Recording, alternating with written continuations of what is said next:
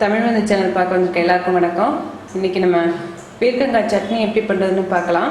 இட்லி தோசையோடு சேர்த்து சாப்பிட ரொம்ப நல்லாயிருக்கும். கொஞ்சம் கெட்டியாக அரைச்சோம்னா தயிர் சாதத்துக்கு ரொம்ப ரொம்ப நல்லாயிருக்கும். இப்போ இதுக்கு வேணுங்கிற பொருள் இப்போ என்னென்னு பார்க்கலாம்.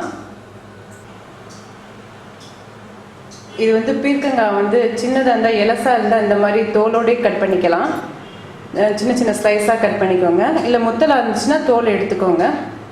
3/4 டீஸ்பூன் உளுந்தம்பருப்பு, 1/2 டீஸ்பூன் கடுகு, இது கொஞ்சம் பெருங்காயத்தூள், இது வந்து சின்ன நெல்லிக்காய் அளவு புளி, தேங்காய் ஒரு 1/4 கப்பு, பச்சை மிளகாய் 2, கருவேப்பிலை கொஞ்சம், வெள்ளைப்பூடு ஒரு வெள்ளைப்பூடு தான் எடுத்திருக்கேன், வெங்காயம் சின்ன வெங்காயம் கொஞ்சம்.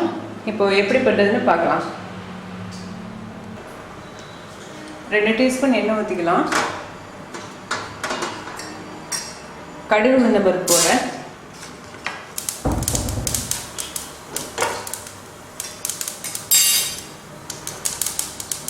வெள்ளைப்பூடு போட்டுக்கலாம்.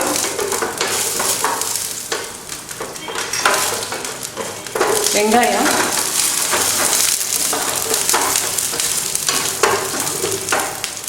கருவேப்பிலை, பச்சை மிளகாய். இப்போ பெருங்காயத்தை போட்டுக்கலாம்.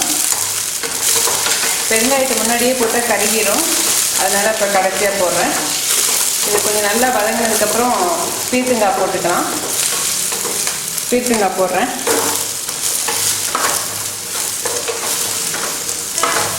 புளி போட்டுக்கலாம். கொஞ்சம் நேரம் நல்லா பீர்க்கங்காய் நல்லா வதங்குற வரைக்கும் வதக்கி விட்டுருங்க.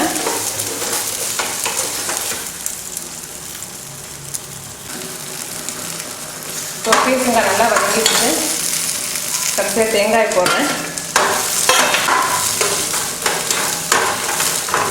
இப்போ நல்லா ஆறுனதுக்கப்புறம் மிக்சியில் போட்டு அரைச்சிக்கலாம். இப்போ நல்லா ஆறிச்சு மிக்சியில் போட்டுடலாம். கொஞ்சம் உப்பு போட்டுக்கலாம்.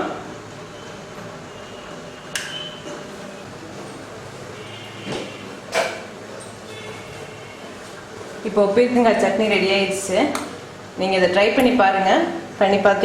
ட்ரை பண்ணி பார்த்துட்டு எனக்கு உங்களோட கமெண்ட்ஸும் சொல்லுங்கள். தேங்க்யூ.